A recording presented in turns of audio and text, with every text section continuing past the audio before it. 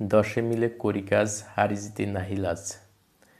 বাংলাদেশ যেভাবে এগিয়ে যাচ্ছে, অর্থাৎ বিরোধী দল এবং সরকারি দল, তারা যেভাবে তাদের নিজের কাজ এগিয়ে যাচ্ছে, এটা যদি অব্যাহত থাকে, আমি মনে করি দেশের অনেক উন্নয়ন সম্ভব। কেননা বিরোধী দলের দেখলাম আপনার জামাত ইসলামের আমির ডক্টর শফিকুর রহমান, তিনি রাস্তা পরিষ্কার করছেন এবং তার যে নেতাকর্মী আমির হামজাকেও দেখলাম, তিনিও রাস্তা পরিষ্কার করে বেশ জনগণের সমর্থন জুগিয়েছেন। এবং সরকারি দল তারাও বেশ সমর্থন জুগিয়েছে ইতিমধ্যে।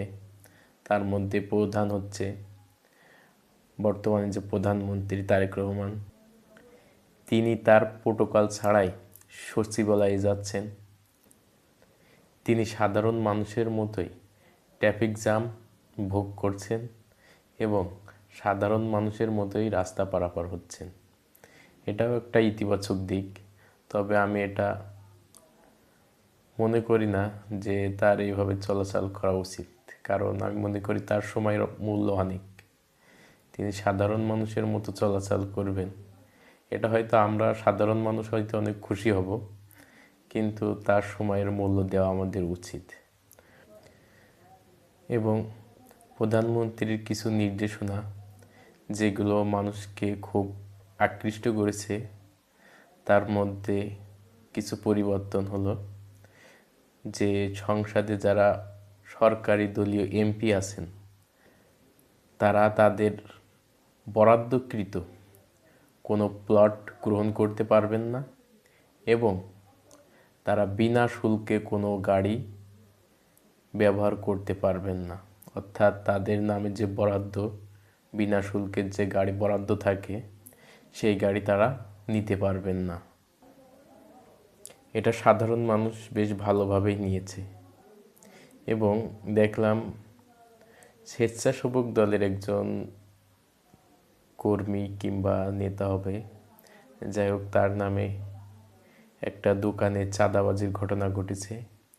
সেটাও দেখলাম বিএনপি বেশ ভালোভাবেই মোকাবেলা করেছে, তাকে দল থেকে বহিষ্কার করেছে এবং তাকে আইনের আওতায় নিয়ে এসেছে। এটাও বেশ একটা ভালো উদ্যোগ। এভাবে যদি চলতে থাকে, আমি মনে করি দেশের চাঁদাবাজি নিয়ন্ত্রণ করা সম্ভব। তবে দুঃখের বিষয় হচ্ছে যে বাংলাদেশের যে সড়ক মন্ত্রী, তিনি একটি কথা বলে ফেলেছেন, সেটা অনেক সমালোচনা তৈরি হয়েছে। তিনি বলেছেন যে সমঝোতার ভিত্তিতে টাকা আদায়, এটা আর কি চাঁদাবাজির মধ্যে পড়ে না। এই কথাটি বেশ ভাইরাল এখন। তবে তার বিপরীতে শহীদুদ্দিন চৌধুরী একটা কথা বলেছেন যে দেশে কোনো চাঁদাবাজি চলবে না। অর্থাৎ তিনি তার জবাব দিয়ে দিয়েছেন। যদিও তিনি পানিমন্ত্রী, তবে তিনি একটি কঠোর হুঁশিয়ারি দিয়েছেন। বর্তমান সরকার যে পদক্ষেপ নিচ্ছে, যদি এভাবে চলতে থাকে, আমরা আশা করি দেশের আইন শৃঙ্খলা এবং দেশের দ্রব্যমূল্যের যে ঊর্ধ্বগতি, সেগুলো নিয়ন্ত্রণে আসবে ইনশাল্লাহ। তো সবাইকে ধন্যবাদ। আজকের মতো এই পর্যন্তই।